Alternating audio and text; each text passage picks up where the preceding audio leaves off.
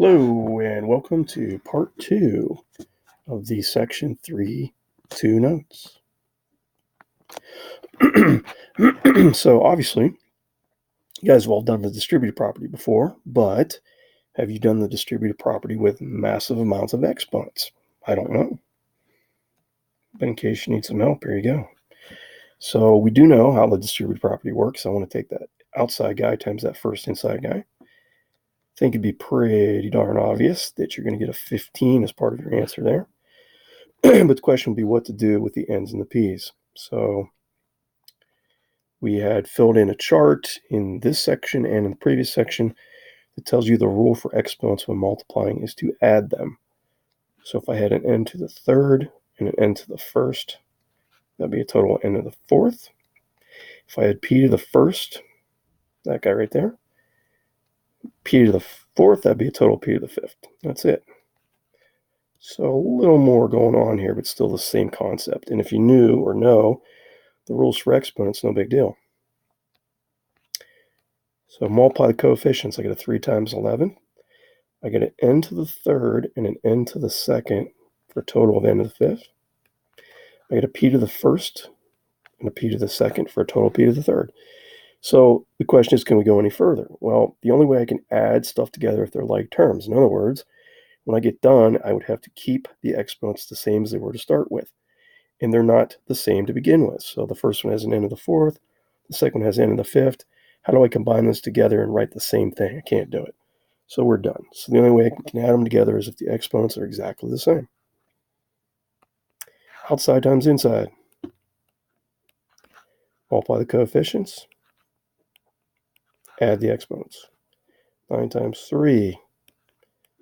Multiply the coefficients. Add the exponents. Now, we talked about negative exponents, but conveniently, what would happen if you add a positive 3 and a negative 3? You would get 0 x's. So in other words, just the 27. All right. This guy times that guy. So I don't have any other coefficients besides the 9 stuck with him. If I add the third power and negative second power, I would get to the first power. Put it if you want. And then that y doesn't go away. Now, we did learn that you're not allowed to have negative exponents as part of an answer, but conveniently, those negative exponents went away in that problem. So not to worry. Now, obviously, this last one's going to be a little bit trickier. No coefficients to worry about, but I'm still adding the exponents. So what would happen to the a's if I add a negative 1 and a positive 1? 0 a's. It's gone. What would happen if I added the b's? I get a b to the second, b to the negative first. I add the exponents. I get b to the 1. No negative exponent. Life's good. That guy times that guy. Well, I do have a coefficient of 8. He's not going anywhere. And if I add the exponents, I've got a negative 1 and a 5 for a total of 4. And in my b's, I get a positive 2 and a negative 2, which added together is 0 b's. So far, so good. That guy times that guy. All right, now here's where it gets a little bit weird.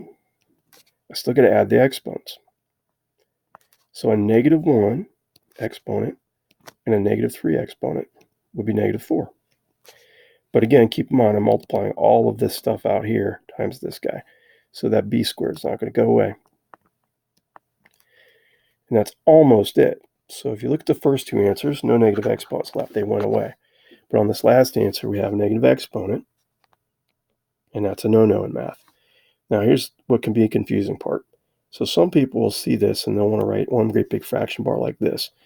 But my question to you would be, the a to the negative fourth, is that a negative exponent that occurs in the first part of the answer or the second part of the answer, or is it just in the third part of the answer? And it's just in the third part. So we're not going to need a fraction bar all the way across. In other words, this guy does not have a negative exponent. He's done. This guy does not have a negative exponent. He's done. But this last guy does. So I'm going to make a fraction out of him. So what do we do with negative exponents? We move them. And what happens when we move them? They become positive. That's the point. My b to the second was not a negative exponent. He's going to stay. So the mistake that I see a lot of times on that is folks will make a giant fraction bar underneath the whole answer. and put that a to the fourth under everything. But if this middle guy did not have a negative exponent, why would he have a fraction? If this first guy did not have a negative exponent, why would he have a fraction? So you're just making a fraction for that third part, the part that only has a negative exponent. Think of them as separate little problems. Treat them all separately. All right. FOIL problem. There's 3 ways to do a FOIL problem. I'm going to show you all 3. You decide or pick which kind that you want to do. Now, I've seen some people prefer to do it this way. And if you like doing it this way, fine. But I'm only going to do it this way one time. It's way too time consuming for me. So hopefully you guys remember what FOIL stands for. It stands for first, outside, inside, last. In other words, first means take the first thing in the first parentheses and the first thing in the second set of parentheses and multiply them together. X squared. O stands for outside or outer. Take the thing that's on the outside end of the problem, which in the first part is x, and what's clear on the other end of the problem is a -7, and times those together. Well, if O stands for outside, I imagine you could figure out I stands for inside. So what are the things that are innermost in the problem closest together? I got a 9 in the first set of parentheses times an x, which is in the inner part of the problem for the second one. If I multiply those two together, I get 9x. And what's the only other thing we haven't multiplied together? The thing that's last in each set of parentheses. I got a 9 that's last in the parentheses. I get a -7 that's last in the parentheses. I multiply them together, I get -63.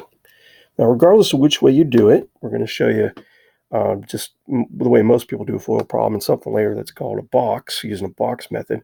You still have to add up your answers. So we want to combine at this point. So am I allowed to add an x squared to an x? No, I can only add x squareds to other x squareds. And since there are no other ones, that guy's done. But these two guys in the middle, this guy and this guy, we can add together. -7 and +9 when added together makes 2. And we just did some add subtract problems in the section in which we learned you don't mess with the exponent. So I'm not going x squared with that. I'm not doing multiply. Add up some x's, I get an x. And then there's no numbers to add to that 63. So he's done. That's it. All right, here's another way to do a FOIL problem for number 5. It's just basically to pick out the parts that I just wrote off the side. In other words, we're going to shortcut a little bit. So what's the first thing in the parenthesis times the first thing in the parenthesis? So rather than writing it out, I'm just going to do it. Outer, the outside of the parenthesis number times the outside. If I multiply 5 times -11, I get -55, and there was a y.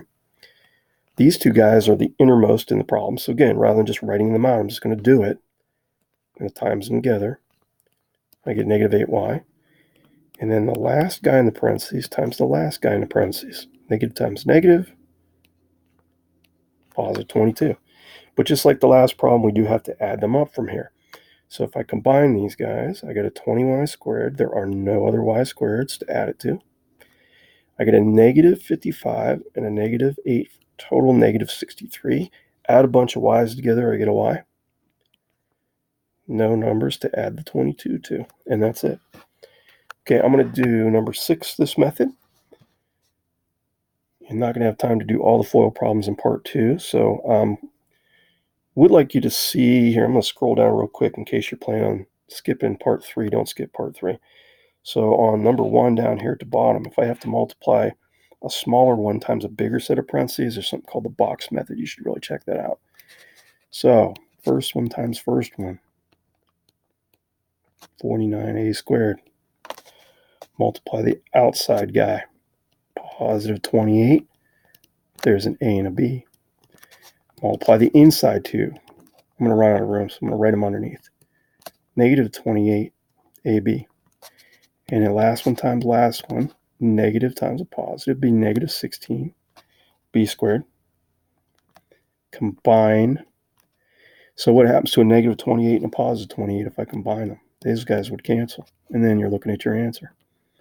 So I'm left with a 49a squared and a -16b squared. Can't combine them because one's an a, one's a b. All right, guys.